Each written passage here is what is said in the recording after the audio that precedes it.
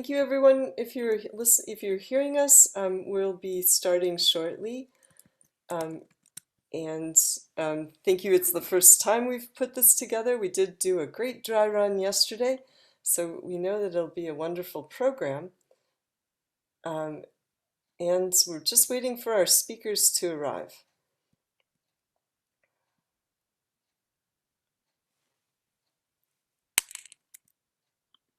So welcome, everyone, and we'll be starting as soon as we have our panelists joining us, and that should be in the next few minutes. If you would, while you're waiting, please, those who are attending, please go ahead and introduce yourself in the chat. We'll be using the chat feature for communications among the group. And then we're going to be using the Q&A feature for questions that you'd like to ask the children or the panelists.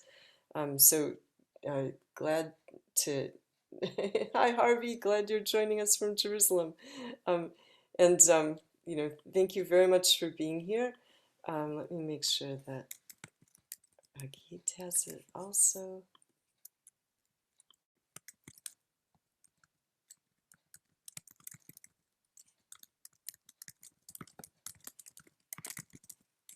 It's always interesting of what to fill the time with before the conference starts. So I'm glad to see that that all works. And if you have any creative suggestions, you're more than welcome to post them also. Great. So Sophia, are you calling Bayan? Yes, just a moment. Okay.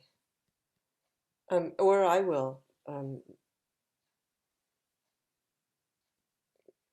Great. Welcome, Maggie, friends of Madaa and Barine. Have been a great group to work with. And Maggie, you've done many of the conference calls with Congress as one of the guest speakers.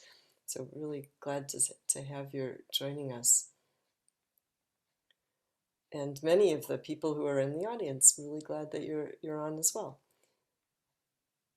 We will be showing you a map of the area featured today. We thought that that'll come in the second part of the presentation. So our hope is that we'll have everyone on and starting soon, the children presenting close to first, and then afterwards some of the analysis with the maps. Hello, Reverend Sanda Mackey from Gettysburg. Glad you're on the call with us. And Bayan, welcome. So let me move you, Bayan, over to panelists. It'll take me a second to get that to happen. Great. And then Bayan checking in, will Director Jawad have his own line, or will he be coming in on the same line?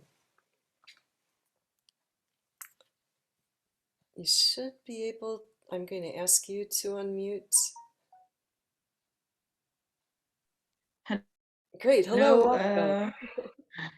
So Jawad will join us with his device. So because like we are three or four using this laptop, so it's better for him to join. But I will call him right now. Great, please do, and I'll call Hagit also just to be sure that she's on as well. Oh, she's having trouble connecting. We'll try in 10 minutes. Okay, so she might be coming in a little bit later on the call. So I shared the link YouTube for the video. Yes. Did you get it? The video link? Actually, I didn't get it yet. Hold on for a second. And thank you لما everyone. تدخل بعت مسج على الشات لانه هي انه بس انه هي لازم تعطيك انه لازم هي زي كأنها بانل جوات بانل فلازم هلا في على اليوتيوب هلا بعته على الايميل وعلى الواتساب. Great. So as we get started, we're just waiting for Director عشان هي Jawad تكون Siyam زي to حاجة join جوات us, بنات.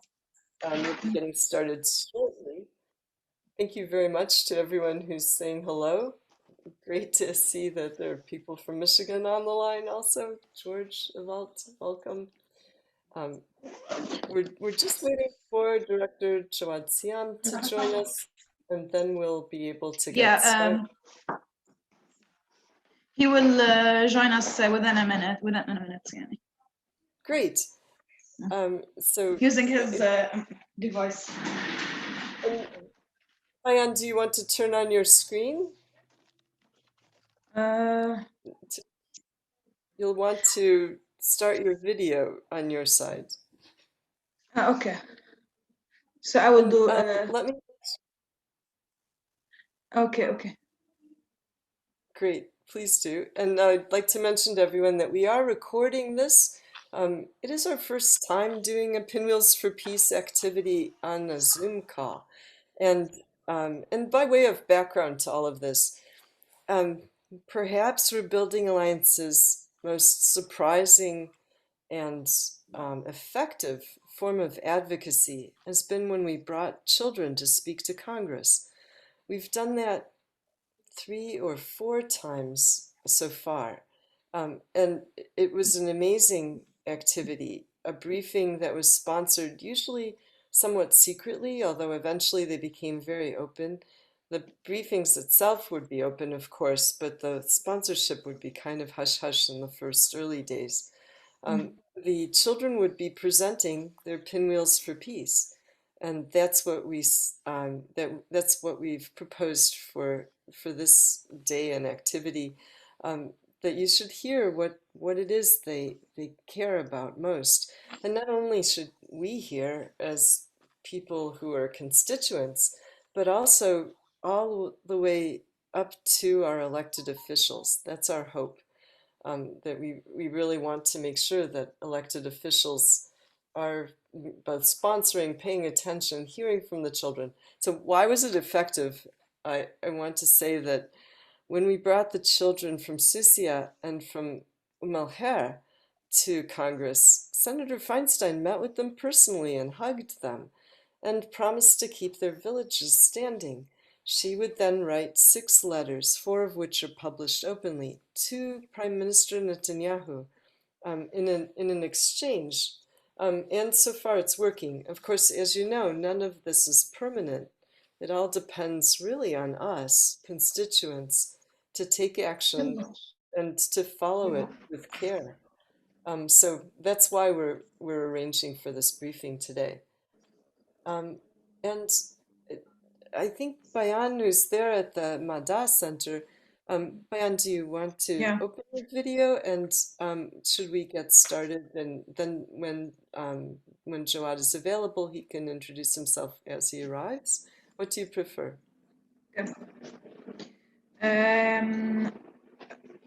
He will be like he will join us soon, but like to share the video, you have to like make me the host. Oh yeah, no problem. I can because do it. I'll do it from my side. I have like it ready. I shared. Yeah, I've got the link. I shared the link. Yeah, so you can do it. Yeah. And your screen. Do you want to? Could you just turn on your screen and introduce yourself? And then Katie, also introduce yourself. Sophia and Utkarsh are part of our advocacy team, and they're helping with coaching on all of this. So Bayan, when you open your video, that would be great. Maybe Katie, go ahead and introduce yourself in the meantime. Are you able? Bayan, are you able to open your video? It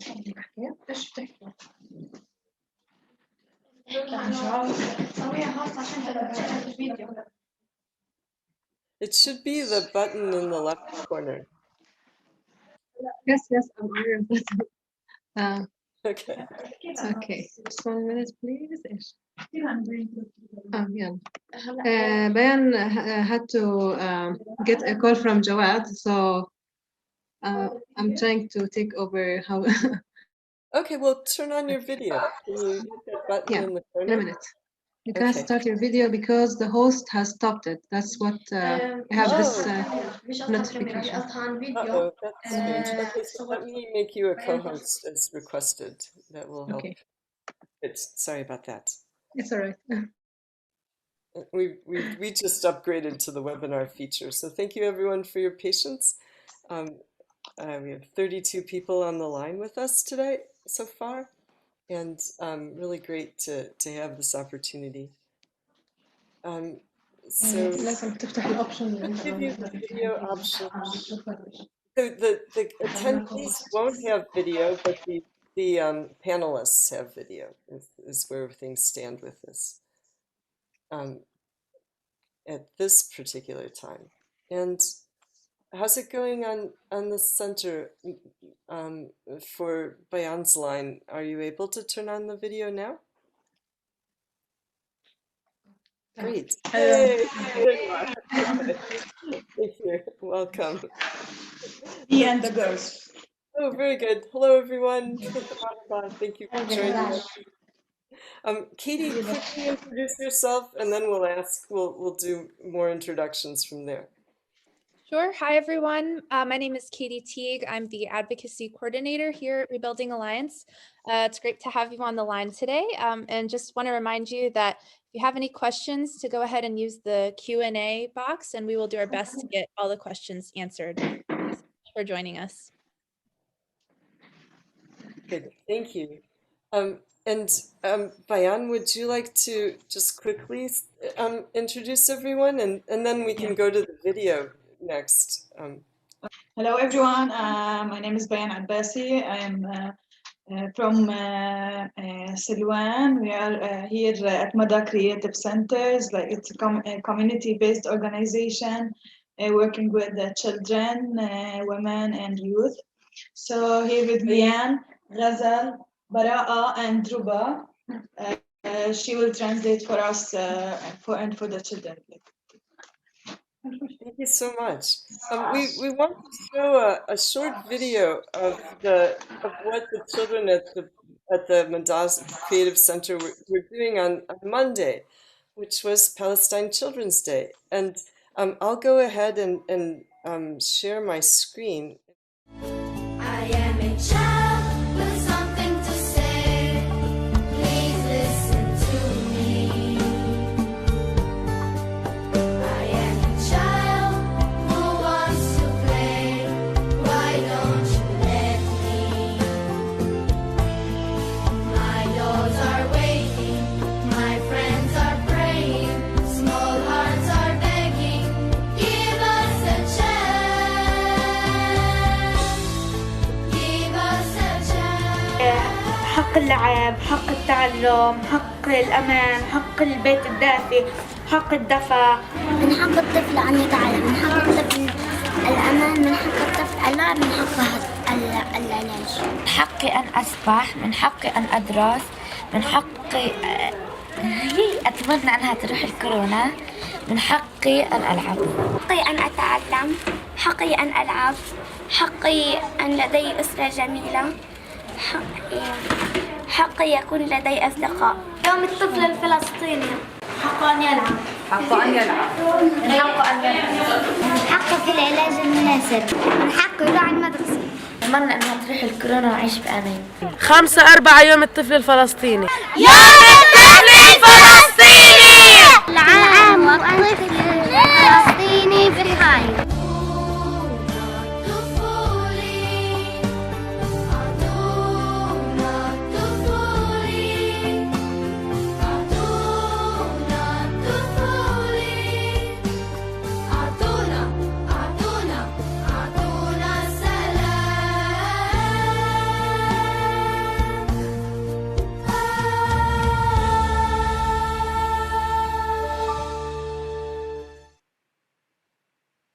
Thank you. Very exciting. We're really honored to have this opportunity, and I guess Jawad will flag us when he's able to arrive. Whoops, sorry. That's my What can I say? That's my YouTube taking over. well, back to our conference without interruption. So maybe let's get started with the children. Thank you very much. And who would like to begin? Somehow your sound is off now. Yeah, we just unmuted also. مرحبا اسم بين عمري 13 سنة من سلوان بطن الهواء. Hi, my name is Bayan. I'm 13 years old. I'm from Batn al Hawa neighborhood in Silwan. You might turn the camera toward it. اوكي لما تحكي هيك انا شوي الكاميرا عندك. Thank you. أنا اليوم حابة أحكي لكم عن قوة الاحتلال في سلوان. يعني عن هدم الدول وعن الحارة كيف صارت وكيف كانت. I would like to speak today about me as a child living in Silwan in my neighborhood. The things that I face every day in my life and the things that are not really happy things because of the occupation. قبل كانت قبل حارتنا كانت قوة الاحتلال فيها يجي الطفل يلعب يقولوا له ممنوع تلعب ويصيروا يضربوا عليه قنابل صوت وهيك شيء. When we are in the neighborhood, sometimes the soldiers prevent us from playing in the neighborhood. They tell us we are not allowed to play in the neighborhood, and they throw tear gas bombs on us. احكي عن ايش بحب تصيري وشو كتبتي على الورق. أنا أحب لما أكبر أصير محامية أدافع عن بلدي أدافع عن حارتي أدافع عن أسرتي. I want to talk about my dream. When I grow up, I want to become a lawyer. I want to become a lawyer because I want to defend my neighborhood and my country and my house. كمان من حق الطفل يوم الطفل من حقه أن يلعب وأن يدرس وأن يكون لديه أسرة جميلة ويكون له أصدقاء. I wrote down on my pen. Yesterday, 2 days ago, we had an activity at Madaa, the Pinwheels activity we saw in the video. And on my pinwheel, I wrote that every child should have the right to play, the right to have family, the right to have friends, and to have a cozy home. إيش معنى السلام بالنسبة لي؟ شو السلام يعني؟ إن أعيش بأمان، يطلعوا من عنا قوة الاحتلال وش اسمه إن أعيش بأمان يعني أحس حالي إن قاعدة بأمان. For me, I also want to talk about peace, what peace means to me. I want to live freely. I want to live in a safe place, and I want the occupation to stop.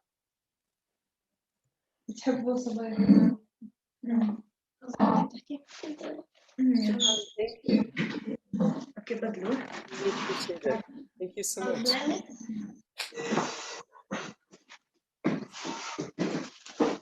مرحبا، أنا براء من سلوان حي البستان، 16 سنة طالبة في صف العاشر. My name is Bara'a. I'm from Silwan. I'm 16 years old. اليوم حابة أحكي لكم عن كيف أوضاعنا بسلوان. إحنا بسلوان بنعيش بخوف وتوتر وقلق من إنه نصحى تاني يوم ما نلاقي في عنا بيت. I want to talk about our experience in Silwan, living in Silwan. We want the fear that we experience living in Silwan, and the fear that every day we wake up feeling we might lose our homes. وإنه إحنا صفينا بالشوارع بدون مأوى أو مسكن. Or that we might end up in streets, homeless, without shelter. واللي بيخلينا نخاف أكتر إنه الإعلام مش مهتم بقضيتنا كتير، وإنه كمان الدول العربية شوي مبعدة عن القضية وعن خوفنا وعن. And for me, what also makes this fear bigger is that the media does not focus on our story and on our cause and what we face. And the same as Arab countries, they do not really care about what is happening to us. إحنا ببيتنا أخوي الكبير اعتقل 3 مرات، وكل مرة كان يتم ضربه بشكل كتير مؤذي، وكان يتم التحقيق معه بشكل نهائيا إنه مش منيح. So I want to talk about my older brother. He was arrested by the occupation forces 3 times, and every time he was beaten, he went through harsh investigations. غير أخوي طبعا أبوي بسبب إنه بسبب الهدم وبسبب إنه جانا أكثر من 5 اختراق كان يصير عنده أمراض وصار عنده أكثر من نوبة قلبية. Also, my father suffered. My family got 5 demolition orders so far, and every time my father, his mental condition is not good, and he actually his health is deteriorating because of this.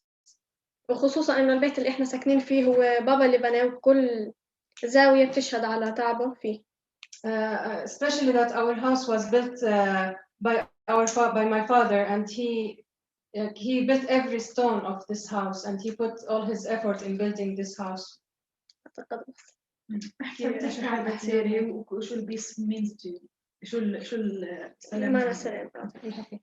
طبعا أنا بتمنى إنه إن شاء الله يطلع الاحتلال من بلدنا، إنه نعيش بأمان وشبح الهدم يروح من عنا، وإن شاء الله لما أكبر وإنه أتعلم إن شاء الله ناوي أصير دكتورة نفسية. My wish is that occupation would end and that we live in peace, peacefully. And my dream when I grow up, I want to become a psychiatrist.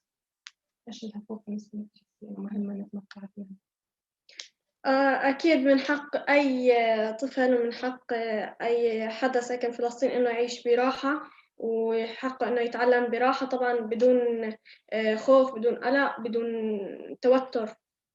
I believe that every child and every child in Palestine should live without the fear, without the constant fear, should have the right to education in a good atmosphere. And اللي هو والله شو بتحبي تعملي في حياتك؟ كل طفل لازم يعيش. أنا بحب كتير قصص الحواسيب، وأنا عمالي بتعلم إنه كيف أبرمج حواسيب من داخلا وخارجا، يعني من جوا ومن برا. For me also, like it's a hobby to learn more about computer science and the programming skills. So I think, yeah, for me also this is something that is part of my life. Thank you, Farah. Really great to hear from you.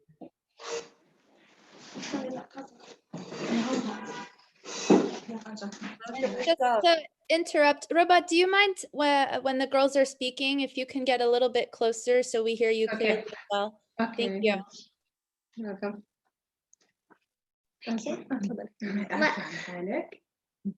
مرحبا، أنا اسمي غزل من سلوان بطن الهواء، عمري 12 سنة، الصف السادس. My name is Ghazal. I'm from Silwan.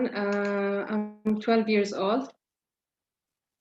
تمام. إيش بتحكي عن حالك؟ إنه إيش أنت أحلامك؟ شو بتحبي؟ حابة لما أكبر أطلع شيف. My dream is when I get older, I want to become a chef. ليش بدك تكوني شيف؟ احكي لي. تحبي الطبيخ؟ لأني أنا بحب أساعد أمي لما تطبخ وبحب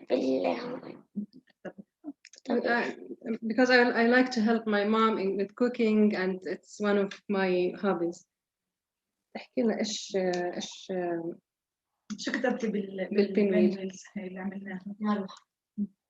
أنا كتبت بالمروحة: حقي أن أتعلم، حقي أن ألعب، حقي أن يكون لدي أصدقاء، حقي أن يكون لدي أسرة جميلة. In the pinwheel activity, I wrote that I have the right to learn, I have the right to play, to have friends, and to have a good time with my family.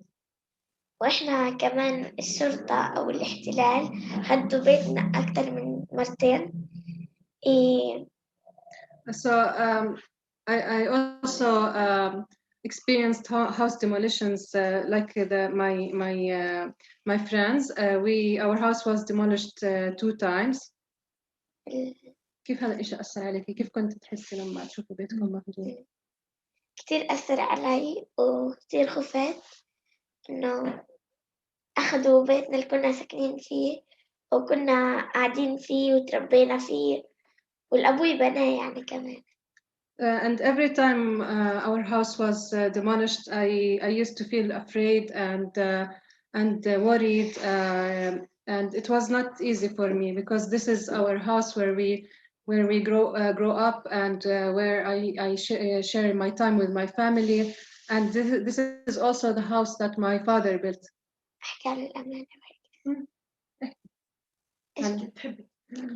بحب تحكي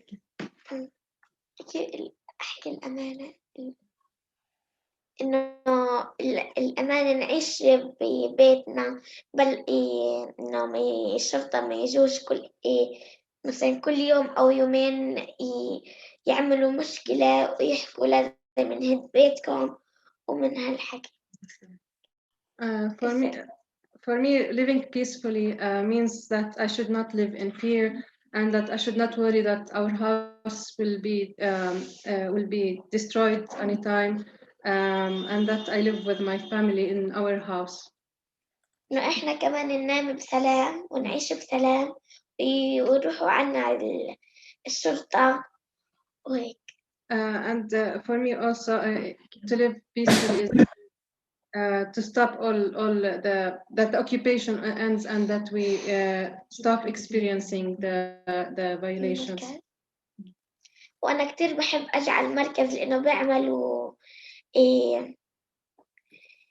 إنه فعاليات كتير حلوة وعن أشياء كتير نستفيد فيها من المستقبل نستفيد فيها. I also like coming to Madaa Center. I enjoy my time at the center. We receive we participate in many activities that are useful for us in the future and that help us build our future. احكي شو الأشياء اللي بتشاركي فيها في المركز؟ زي شو الأشياء اللي تعلمتيها؟ وأنا تعلمت مركز مدى فتت احكي معهم. ولاية حماية الطفل ودخلت كمان دبكة دخلت كمان كشافة انبسطنا كتير والمستات كتير مناح. I participated in different activities at the center. We took child protection courses. We learned how to protect ourselves from danger, and we also took DAPKE and Scouts trainings, and I really like the teachers at the center. Okay. Thank you so much. Shukran, thank you very much for presenting. We have some questions coming from the audience also. Should I ask? And the one request from the audience is that our translator be in the picture with the children. So we'd like to move the camera so we can see your face too. Thank you very much for the suggestion. One question that's coming up is in the film, it said middle treatment. So we don't know what that means, the right to middle treatment. Maybe that's a question for Bayan. Sorry? Inside the film, it said middle treatment. And we don't know what that means, actually. Medical, maybe there's some wrong. So one of the children said that has the right to receive the medical treatment. Good. That makes sense. Okay. It's maybe like there's a misspelling. miss in the spelling. Yeah. And then one more question was, is everyone affected by house demolitions? And also a question about the center. Are children Muslim? Are they Christian? They wondered in the audience about background for children at the center and in the neighborhoods. So the first one, go ahead. For the first question, like not all the homes are threatened with the demolition, but like in Silwan, we have 280 home is with a demolition order.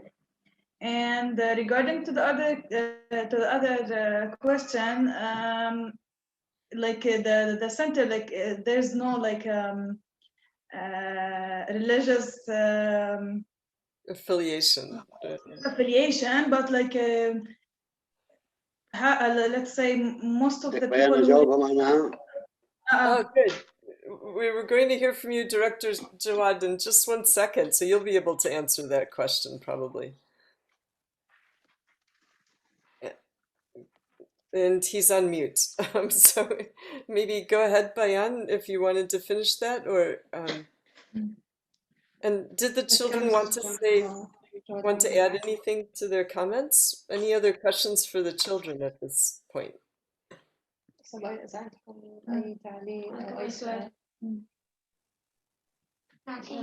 يعني بخصوص أي شيء إذا أنت حابين تضيفوا شيء أو عندكم سؤال هلا بالنسبة للكونغرس في حدا فيهم أو منهم موجود هون؟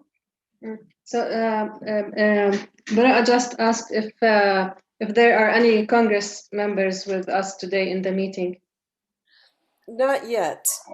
Some of the people asked for Congress staff to be part of it, but not yet. We wanted to start and ask then for everyone who's here, all of the 42 people on the line, to definitely to write to their members of Congress.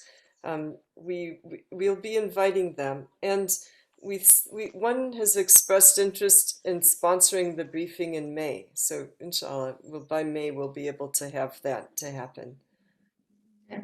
رح يرجع يعمل هلا ما فيش حدا بس رح يرجعوا بشهر 5 يعملوا كمان ويبينار رح يكون في حدا من الكونغرس. There's some questions about the families.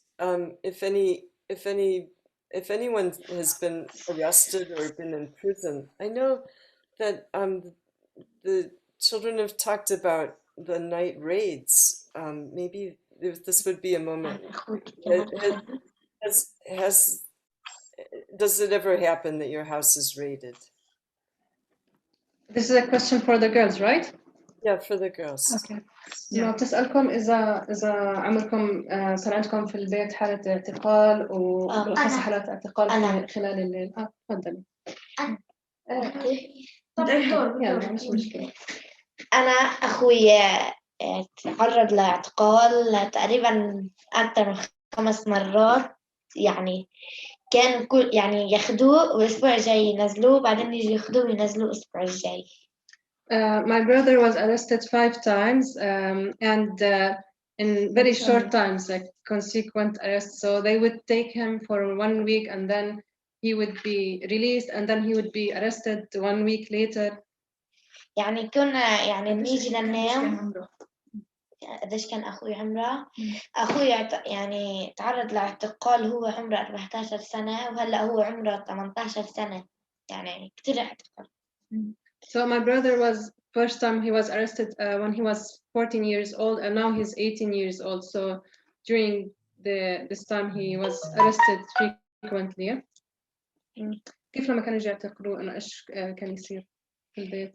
كانوا مثلا كنا ننام يعني بأمان نحكي خلص اليوم فيش اعتقال فبعديها يعني الساعة 4 تقريبا 3:30 4 هيك نلاقي حدا بدق علينا فنقوم نفتح لهم الباب فهم بشرطة بيحكوا لنا تفتش الدار واعتقال إخوتك يعني أخونا.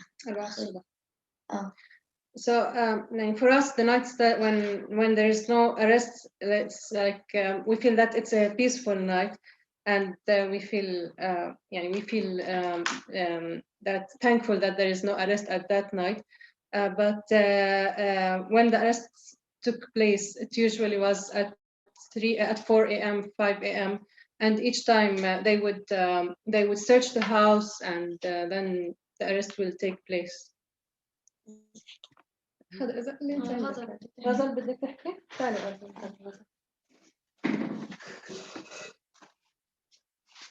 كمان على أمي كمان. أنا مرة الشرطة أجوا أخذوا أخوي وعمره 15 سنة. My brother was arrested when he was 15 years old.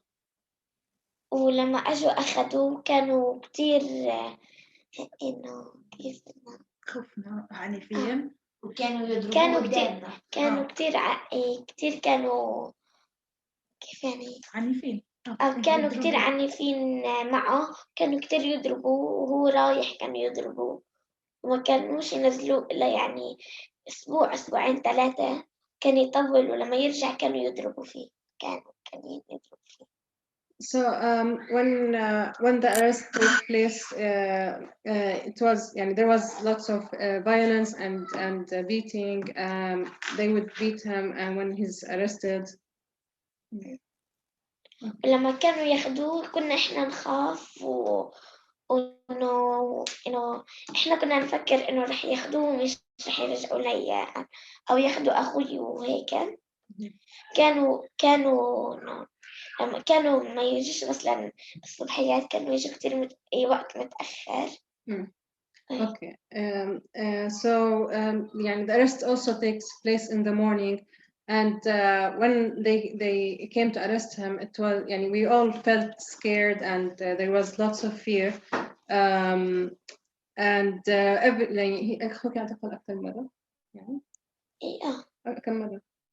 يمكن مرتين 3. Okay, so my brother was arrested 2 or 3 times, as I remember, and every time we used to think that he will not come back, and it will be like they are taking him forever. So كمان إيش تحبي تحكي؟ لا. أنت كنت تحكي شيء. براءة would like to بيان would like to add something. مش مشكلة خليكي. أنا مرة كانت أمي قاعدة بالدار هي وأخوها ابن عمي وبنت عمي مريضة، فأمي كانت تحنن بنت عمي وابن عمي كان مروح هلقيت من الشغل ونازل حاطط راسه على النام، فجأة لاقيينهم فاتحين الباب وداخلين على ابن عمي على غرفته ماسكين السلاح على راسه وصريح وهددوه إنه بكتير أشياء. فأمي ما كانتش عارفة إنه الشرطة عنا، طلعت تجيب إشي لهم لاقية الشرطة عنا، فالشرطة صاروا يحكوا لها ولك إنه ما تصيحش عشان الناس يجوا وش اسمه، وبعدين صاروا يخبطوا يضربوا قنابل صوت الدار عنا عشان أترجم. So she wants to mention. I want to mention the experience of my cousin. He got arrested while he was at home alone, and he was sleeping actually. And they broke into the house. They put a gun on his head, and they told him not to shout or make any noises because not to. And so my cousin is actually my cousin's sister is a person with disability. So it was very hard for the family. وبعدين صاروا إحنا حسينا دخلنا بحالة نفسية لما صاروا يضربوا بالدار ويضرب أمي ويضرب ابن عمي ويضربوا إخوتي كمان، فحسينا إنه كتير خوف خفنا. وبعدين هدوهم وراحوا الشرطة تقريبا الساعة 2:30 بالليل هيك، أجوا اعتقلوا أمي وابن عمي وإخوتي من الدار. So when the family was at the house, there was lots of confrontation, and we tried to stop them from taking my cousin. My mother was there actually, and she was beaten, and they were shouting at us when they wanted to take to arrest my cousin. And they took him, and later on, at almost like it was, they came back at 2 a.m. and arrested my mother. My goodness. Bara'ah has something to say, if you don't mind. Yes, Bara, go ahead. كل ما يصير في مشكلة بالحارة مع الجيش أو حتى مش شرط بحارتنا، جنب حارتنا مثلا، خلص بنعرف إنه بنفس اليوم كل شباب الحارة راح يلتموا. وفعلا إخواني يحضروا حالهم، يلبسوا قواتهم ويناموا، وبنفس اليوم يجي الشرطة الساعة 4 يطير الباب ويجي ياخذوا إخواني. أخوي الكبير اعتقل أكثر من 3 مرات. أول مرة كان صغير عمره 12 سنة. So يعني but I wants to mention as well that the arrest like usually happen when there's a problem happening in the neighborhood, or like there's unrest happening in the neighborhood. At that time, yeah, all the youth in the neighborhood, they prepare that there might be arrest later on in the morning, or like later on that night. So they would sleep with their clothes on and their boots on, because they prepare themselves that they're going to be arrested at any time. And this is actually what happened with her brother, who got arrested 3 times when he was 12 years old. Okay. So these are the experiences that the girls went through. And their families. Yeah. Thank you for sharing this with us. And I think our goal is to help you realize those dreams of peace, and hopefully to have safety with your family and safety in your homes. I'm certainly encouraging everyone who's on the line. We do have an appeal that you can send to Congress, and hopefully we'll stay in touch with each of you. Thank you so much for sharing your stories with us today.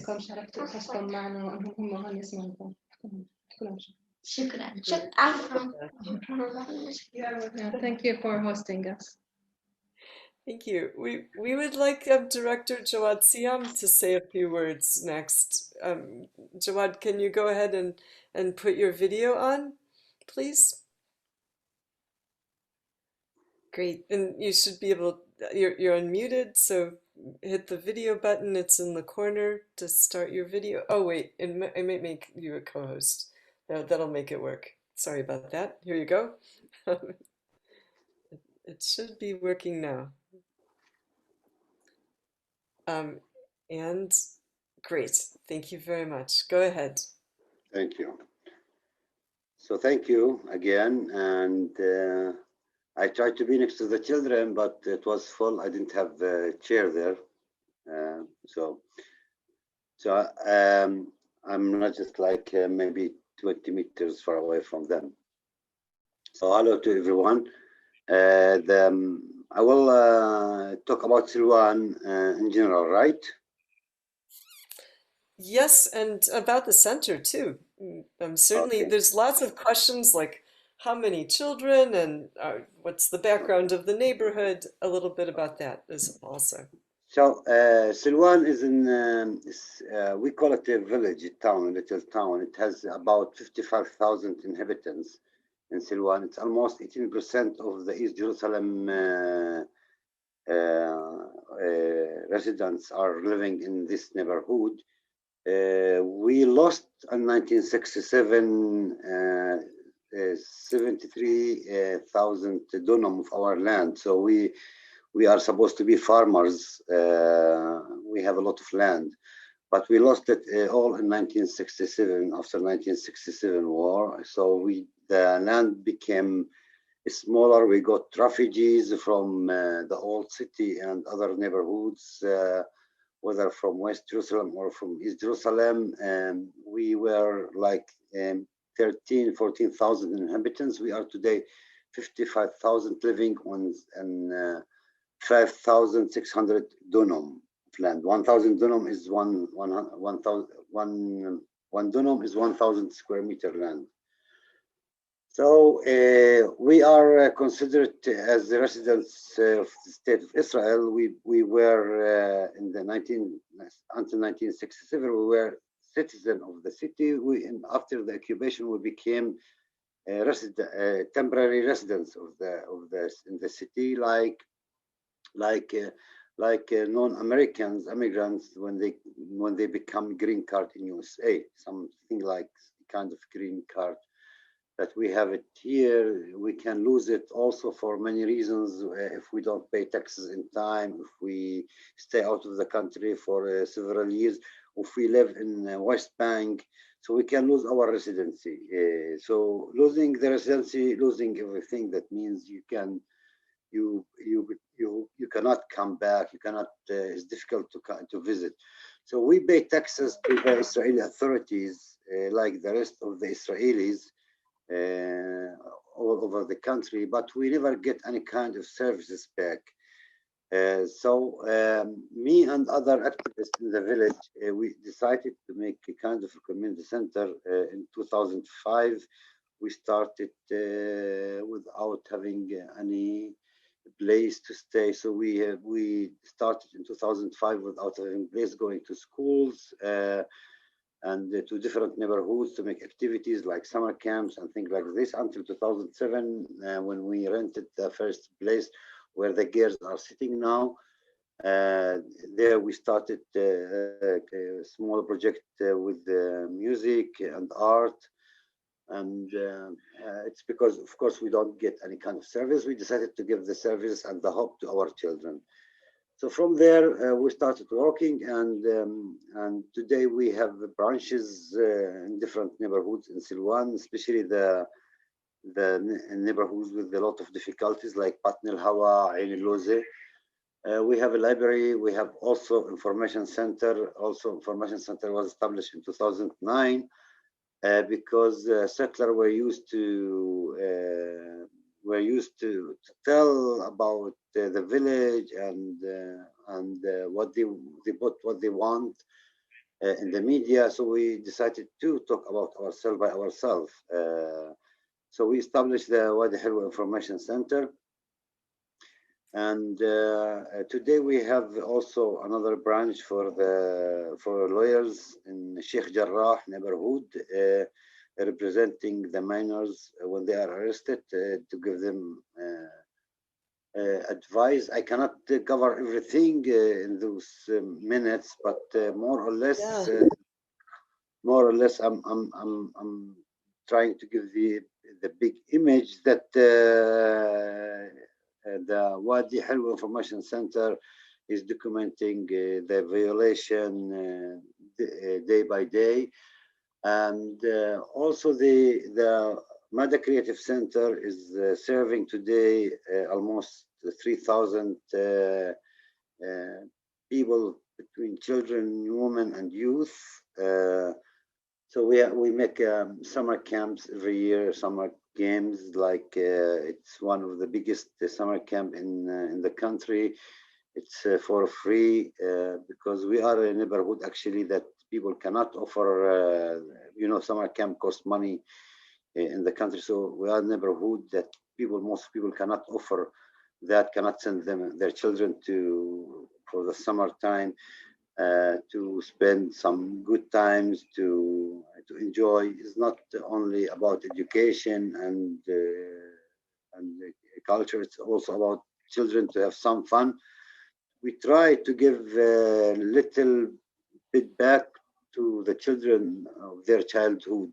You can see children are very much afraid. They don't feel safe. They live in neighborhoods like Bustan, Batn el Hawa, Wadi Hilwa, that everyone could lose what they have. Like Bustan, the neighborhood could be demolished every minute. So we try our best to give a safe space to these children to enjoy a little bit. We try to take the the depression out of them. So we make activities from like hip hop, like sport, like music. And our goal is not to make great musicians or great sport players, but they could be. I mean, with their part of them became famous. Like we have the rappers called group called Dandara. They were traveling in different countries, and they became famous also here in the country. But the main idea is to get these children out of this pressure and to give them a little bit of safe space. So this is more or less we are doing with we have today 44 employees and volunteers for the center. And in the summer time, we become more volunteers to make the summer activities. So today we make a monthly plan. What we do the activities, especially after COVID-19, we started to make a plan A and plan B because we never know when it's their closure, when it's open, like the rest of the world. So actually, we did not stop any time from doing or giving services. We face a lot of difficulties doing activities from the Israeli authorities. It's not because the Israeli authorities don't want, because the settlers put a lot of pressure, such as we make a march once a year for the children. Each child takes a balloon with a wish to let it fly. The police doesn't allow us to do this. It's no reasons. They don't tell us the reason, but they don't allow us to do this. Many things the police try to put pressure on us not to do this and not to do that. This is because settlers want neighborhoods without any Arabic voice. They don't want to hear our voice. Like if you take example in Silwan Pool, we have a famous Silwan Pool. If we make activities there, it's public place where there's water. That in summer it's nice place. Any activities we do there, the settlers call the police, telling that we are bothering the tourists, that the tourists should have a quiet place. So the settlers are doing a lot of pressure, but we still do our activities. We don't do any political activities with the activities inside Madaa Creative Center. The only political activity, it's the information center, which is completely divided from the rest of the activities. And this, as you can see it online, is even the website is so. But we let the children express themselves as they want. If in the beginning, children were painting things connected to the conflict, the so-called conflict. But today the children improve. They paint things other like nature, beautiful things, not only about the conflict. So we try to take the children out of the conflict, out of those all terrible experience that they faced, like those girls in the front of you. All of them, they face a problem. Also, their relatives, they've been arrested. Even Bayan, who's talking to you, has a brother who's like since 4 years in the jail. So there is almost no one from Silwan you can find without being affected by the occupation or by settler violation. Thank you for your description, for your work. One of the questions that's coming up is, how does with the center growing, how is the center funded? I know that Middle East Children's Alliance is one of the sponsors of the center.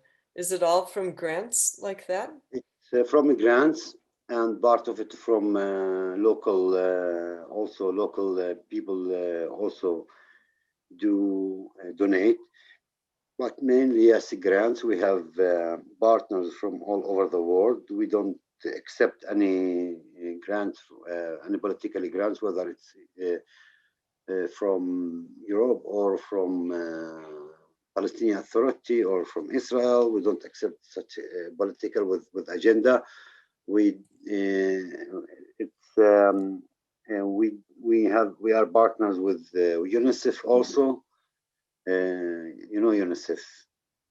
Yes. UNICEF. And we have also a big partner also from Switzerland, and we do have partners from Germany. From most of our partners are from Europe, and also Mecca from USA. Thank you so much. Maybe we should turn toward Hagit to answer some of the questions about the specifics on the area.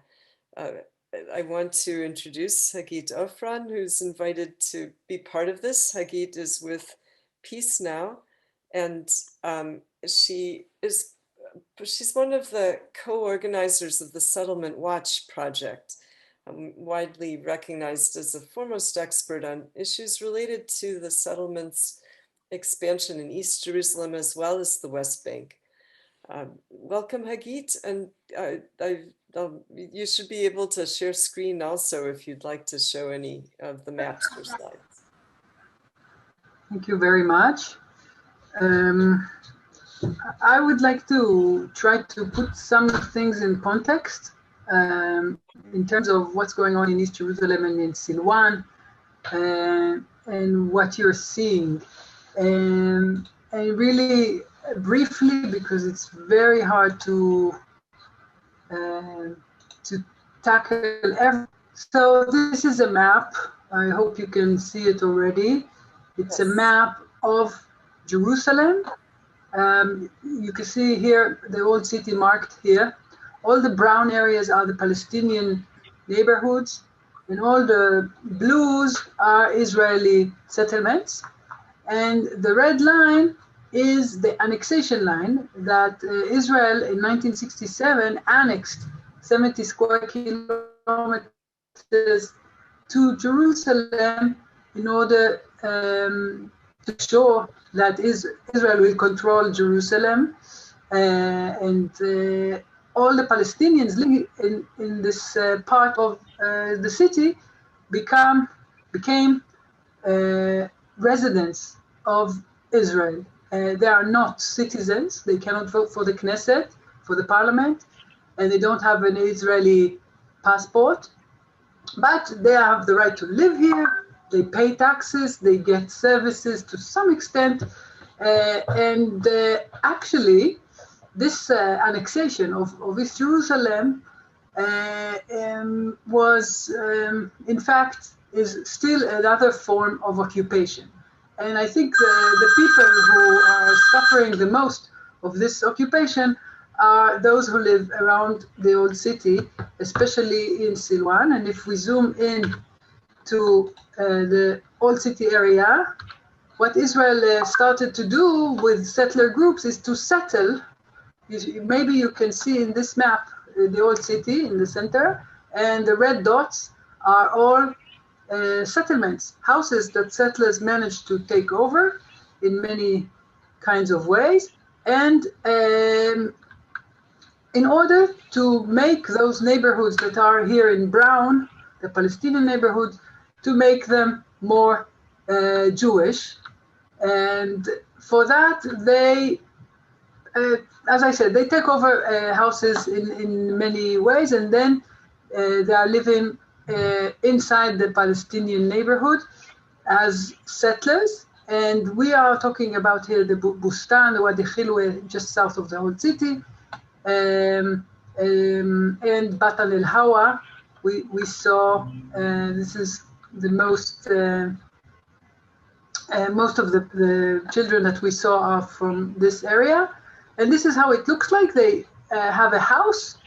It's in the heart of a Palestinian neighborhood. Usually they will put an Israel flag and guards on top of it, all with guards. When they walk in the street, usually there will be a guard to walk with them because of the high tension. So already you heard from the children that there are a lot of high tensions and friction, because many of the settlers who come to live in those neighborhoods are not coming in order to have nice neighborly relations. And this is a plan this is a map from a government plan, official plan, to make a green area around the old city, which could sound a nice idea.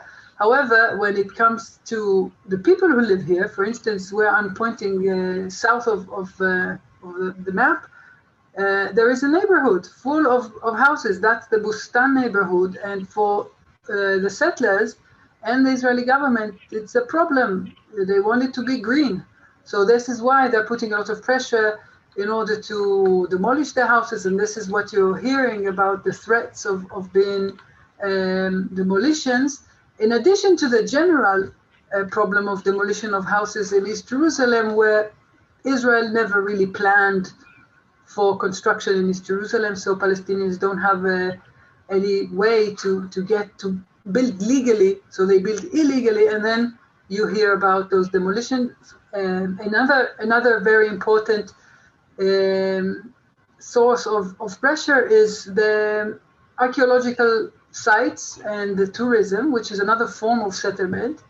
This is a picture from the underground diggings that are going on underneath the houses of Wadi Khilwe, because before 2,000 years, this was part of the ancient Jerusalem, and because the settlers, the Israeli government, want to prove that this is ours, that this is a Jewish place, etc., so they do their utmost to expose the findings of underground, and sometimes it will be on the account of the Palestinians. For instance, when they dig this tunnel, this what happened to houses on top of it of Palestinian families that had to leave their home because their house got so many cracks and they couldn't live anymore on those houses. And this is something that another form of pressure. And this is a picture from Batan el Hawa. All the people that you see here, all of them has proceedings in courts of being evicted from their house because settlers sue them based on a discriminatory law that says that if a land used to be owned by Jews before 48, they can reclaim it, while another Israeli law would say that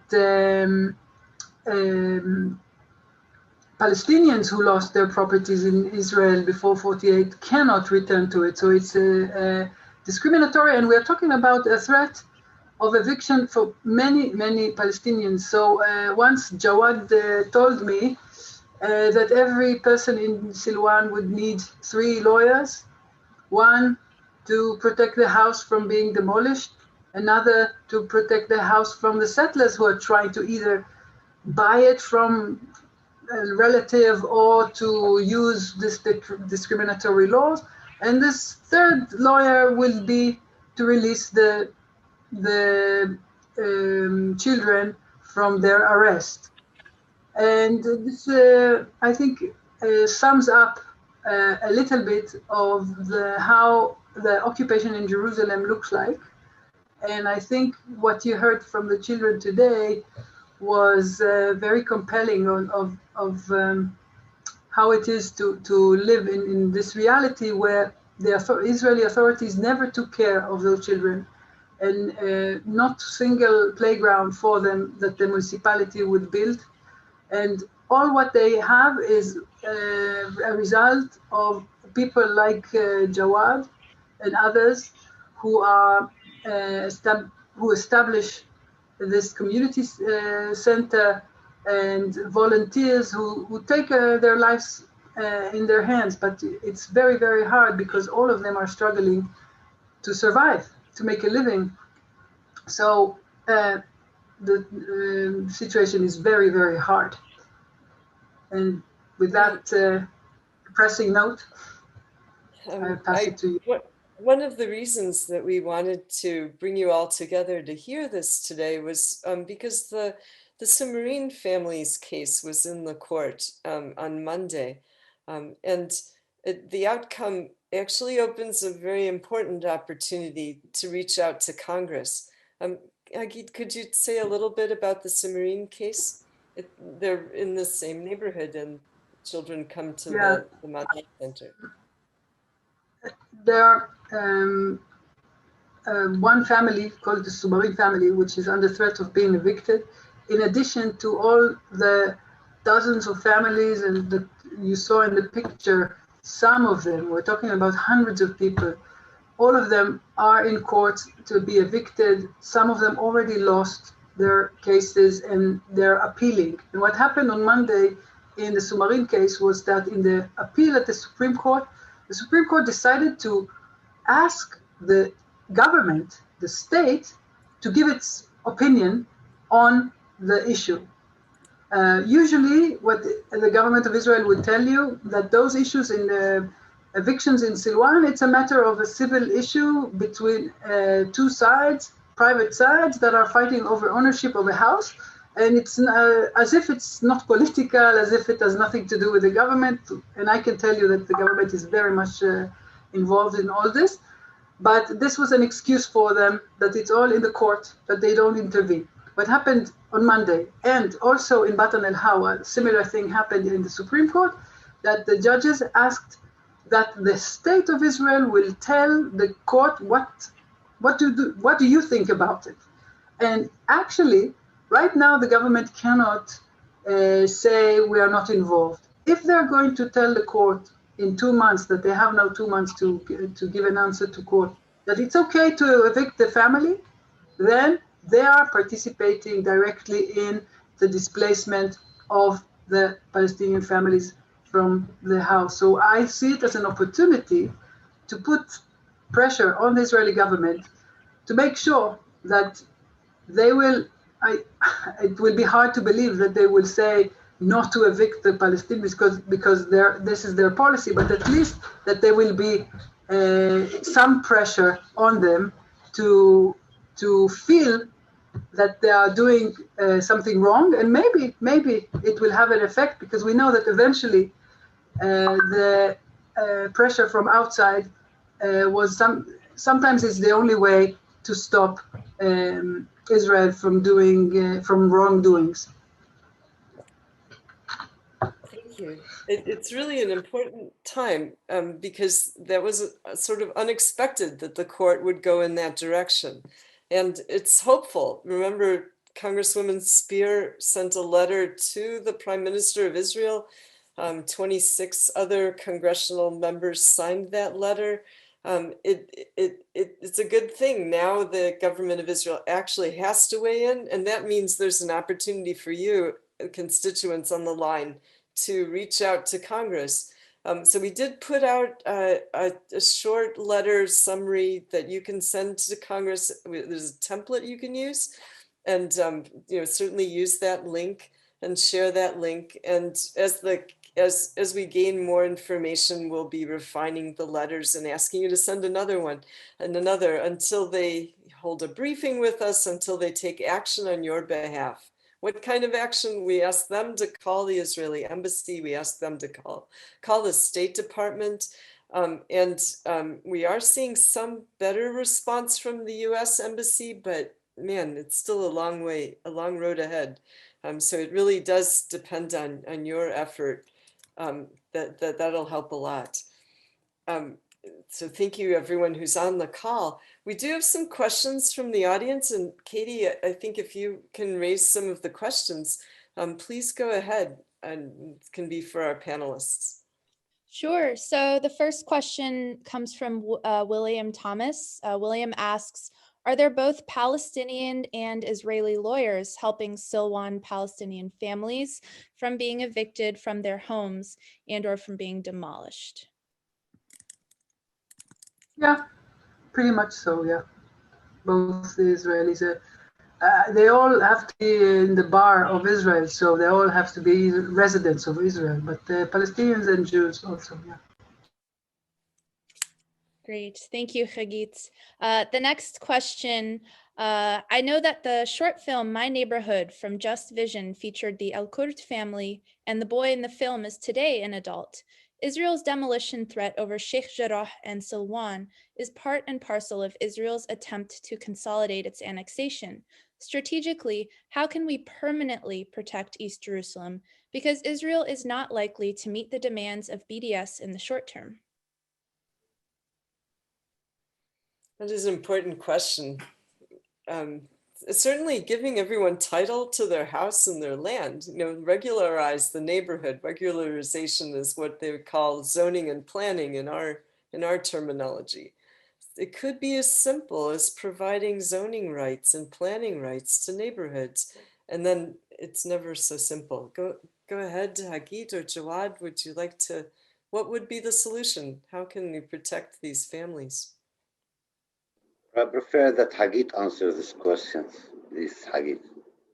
And Jawad, you might put on a light, because you're really dark on the screen. If you can put a light toward you. I am just because I changed my position. Yeah, exactly. That'll help. Good. Thank you. If we really want that East Jerusalem the children will be protected, we need to end occupation.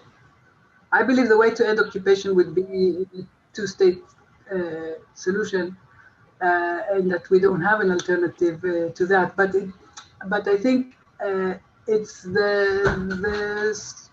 million-dollar question: how to get there.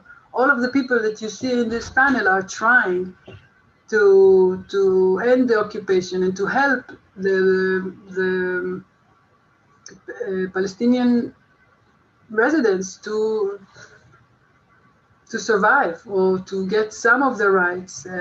This is all. There are all kinds of efforts. You have the legal aspect. You have, of course, the international and the campaigning and the Israeli discourse, and anything we can do should be done.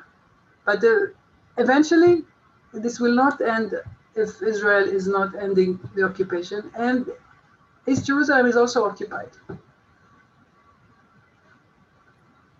The settlers have an intention. I thought it was surprising to hear that it was sort of after President Clinton described a peace proposal that would take the neighborhoods onto the Palestinian state.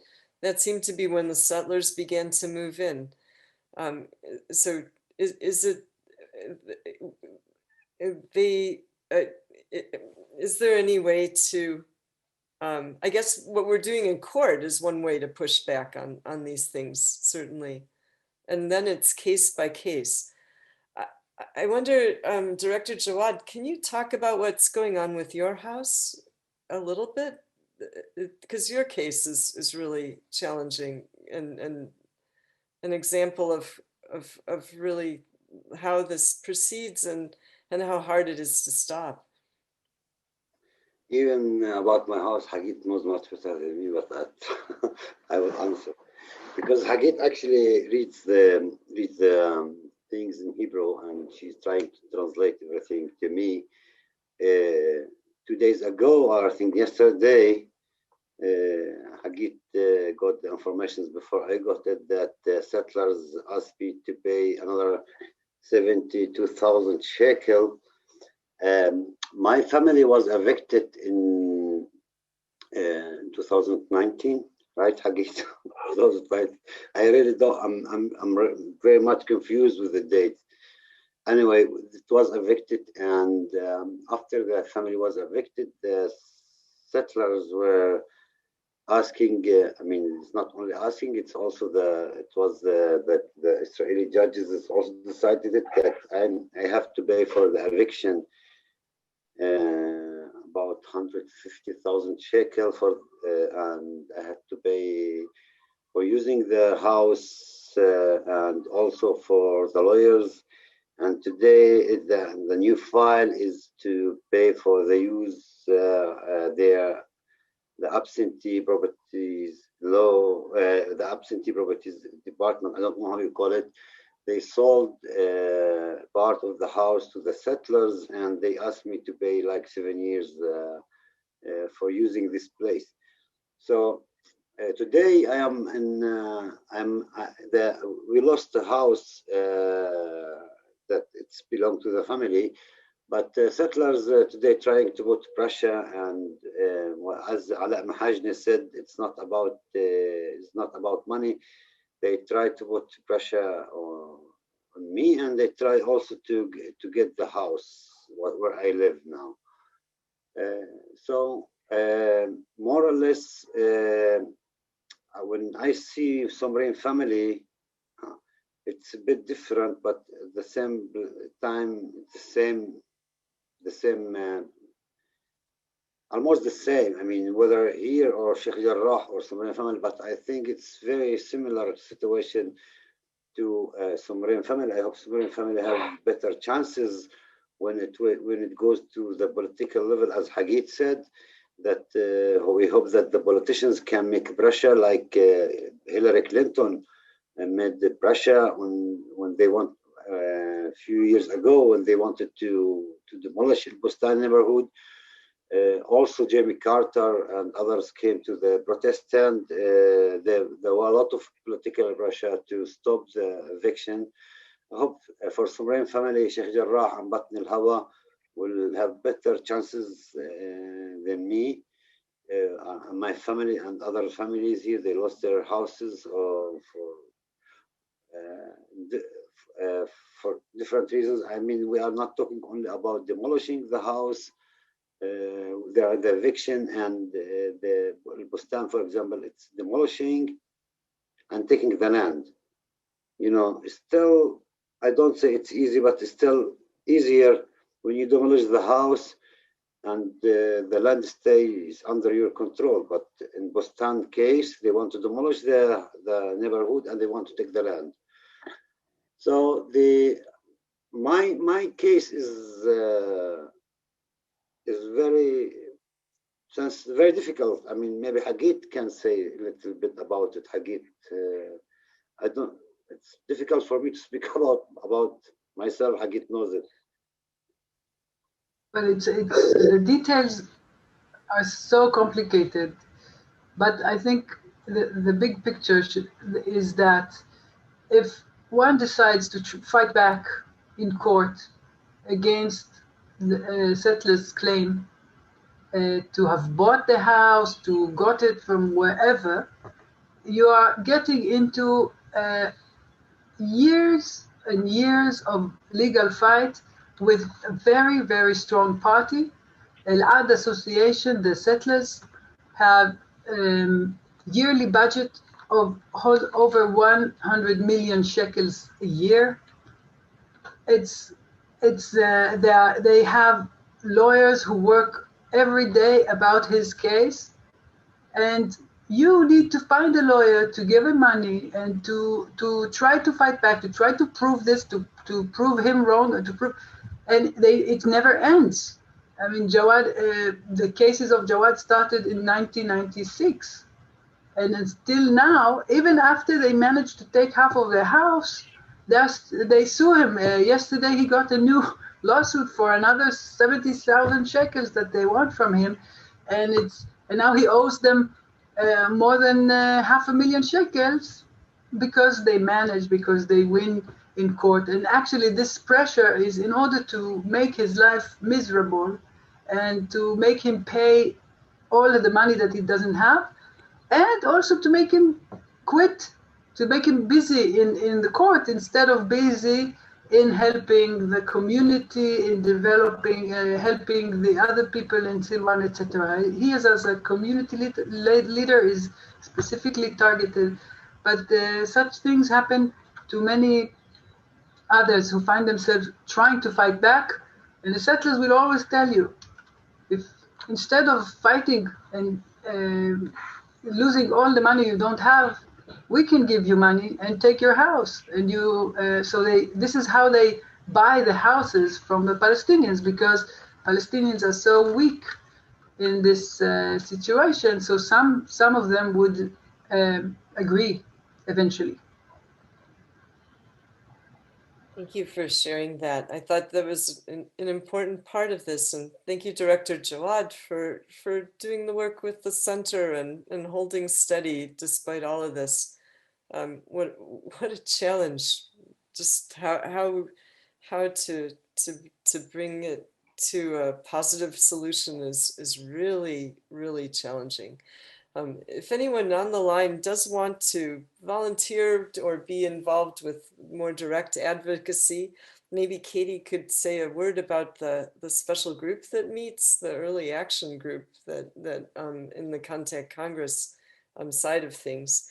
And then we should just take one more question and close. I appreciate everyone who's stayed on the line. Donna, can I please just Yes. because it's getting late here, the sun is coming down, and Okay. the children, they need to leave. We told them it's like it's past the time that we agreed with them. So if anyone has questions to the girls, you're very welcome before they leave. We're really glad to have you all. Thank you very much for joining us. I'm almost wondering if there's a way to turn on the screen so that you can see all the people who are here. I'm not quite sure how to do that though. Sophia, if you can make that happen, by all means, that would be great. Otherwise, I want you to know that there are 40 people on the line who've heard you and they really appreciate hearing from you. Well, thank you for having us. Shukran. Shukran. شكرا. Thank you. Thank you. Very much appreciated. Thank you.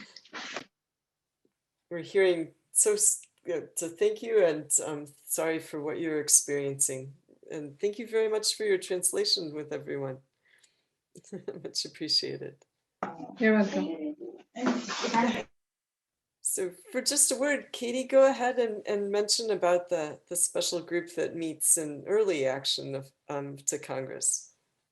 Yes, so we have a group, I apologize for the background noise. We've got a group called our Contact Congress Action Response Team. And so that's a small group of our most dedicated activists. If you would like to get ahead of what's going on, we communicate with our CART regularly, give information about cases that we're seeing on our end before we send out our general emails that you should be receiving. So we welcome anyone to join us. We communicate mostly through WhatsApp, but also email if you do not have WhatsApp. But we'd love to have you on the team and have your voices heard. Typically, we ask our CART members to be able to contact Congress by making phone calls. And those phone calls really have made a difference, especially with our work supporting schools in the West Bank. One of our CART members actually helped us get in touch with Senator Feinstein's office. So just a reminder that your voices really do have an impact. And if you want to be on the early side of our action alerts, we welcome you on our Contact Congress Action Response Team. So I'll put my email in the chat box if this sounds interesting to you, or if you want to learn more information, by all means, shoot me an email. Great. And I know there are a number of questions. We'll do our best to get answers back to you. With just one last question, maybe Pat's question about role of U.S. government in this situation. I just want to say that we are seeing a change with the U.S. government, and hopefully it'll continue in a positive direction soon. We noticed that the U.S. Embassy is taking briefings and hearing from lawyers and hearing from activists, analysts at our discretion. They've been, whenever we've asked to meet with them, they are immediately setting up meetings with us. This is a complete change. And is it high enough yet? No, it's not. Is it leading to policy change? Maybe, but hard to say so far. I'm not sure why things are still going as slowly as they are, and certainly hope that we'll be seeing that take place as soon. But they are hearing information. We know it's going to Washington. We also know that your calls make it possible for them to continue to ask and get answers. So I really encourage you to continue your calls to Congress, your emails to Congress as well. So thank you very much, everyone, for being on the call with us. Thank you to our team at the Madaa Center, to Bayan, to the translator, the girls presenting, to Director Jawad Siyam, and to Hagit Ofran from Peace Now. Really great that you were able to join us. And we'll be sure to get back to those who've asked questions, and lots of good suggestions also in the chat. So thank you very much, everyone. We hope to do more such briefings with the children and hopefully bringing them to Congress to speak when they can travel. But before that, we will do more of this virtually as well. Thank you for hosting thanks, us. everyone. Thank you. Thank Really you. great. A special shout out to you, Bayan, for making it, for pulling Thank you, Donna. Thank you. Thank you. Thank you, Donna. Thank you all. Great. Take care, everybody. Best wishes.